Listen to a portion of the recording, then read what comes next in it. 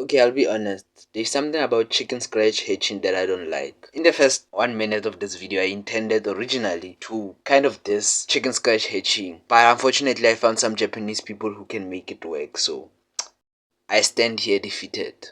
That being said, I still want to teach you these hatching styles because personally they elevated my manga art and hopefully they will do the same for you. Okay, there are about 4 hatching methods that I will teach you today and I've used in all my mangas, and I'll give you all my pointers as we move along, so let's go.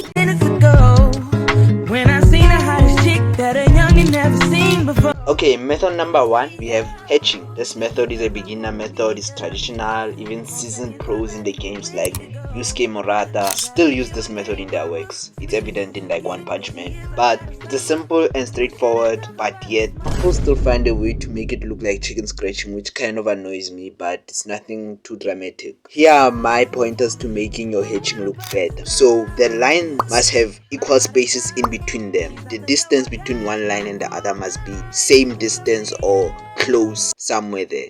Okay, so this is basically the end of your chicken scratching if it has been unintentional till this point. For the sake of avoiding duh or it's obvious, I'm going to explain the next point, which is for the spaces to be equal, the thickness of each stroke must be the same or similar. Now by stroke I obviously mean the lines that you hatch with. To get used to this to the point that you can do it fairly fast, because in the beginning you're going to make a lot of mistakes and need to redraw one line a couple of times, but when you get used to it you can move on to the pro tip that I'm going to give you. The line space must be constant at all times, but as you get advanced with this, the darker areas have more lines and areas with more light have less lines, and the lines have more spaces in between them while the ones in the darker areas have smaller spaces in between.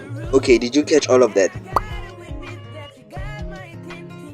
Okay, let's move on to method number 2, which is kind of a part 2, cross hatching. The same logic with the previous method still applies here. Evenly spaced lines, similar thicknesses all around. The only rule to keep in your mind is that the angle of the second set of hatching lines must be kept constant or the same. Okay, now here's the fun part. You get to mess around with the angle of the second set of lines. Now Kubo, the artist and author of Bleach, has one of my favorite cross-hatching style techniques, which is the method right here. Instead of going like the typical 90 degrees or 45 degrees with the lines, he goes anywhere between 0 to 30 degrees, which makes his art style much more noticeable. So when you play with this, you get to put your signature in your art like Kubo does. Number 3, Geurana's lines. I don't know where this method of hatching comes from originally, of course, but Geurana, the artist of Gachiakuta, the artist and author, is where I learned about this art style, this hatching style. Okay, now I owe you an apology for not including this method in the how to draw like Gachiakuta art style video, because this is one of his signature hatching styles. So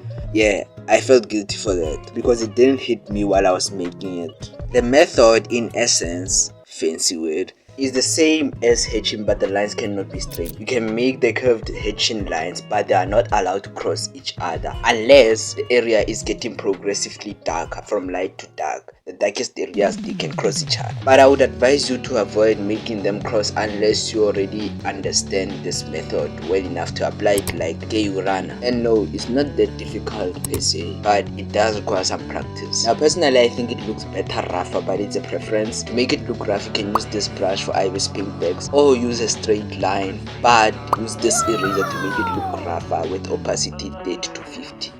Hey, if you've been looking to improve your productivity to get your manga project on the road real quick, you might be interested in my school community. I spent hours on productivity tactics, podcasts and reading, and as a result I 21x'd my speed on manga output at least. So if you're interested in doing the same, join my school community and I'll personally help you out. $7, if you can afford Spotify you can afford it. Link in the description. Back to the video. Shading method number 4 is scribbling. The only rule is use a thinner brush or pencil. Remember the rule from earlier as well. More lines equals to darker and vice versa. This method is perfect for making those eerie panels, or the panels where things are horrific and are happening, like traumatic things. Take these panels for example. Oh my god, bro. Oh hell.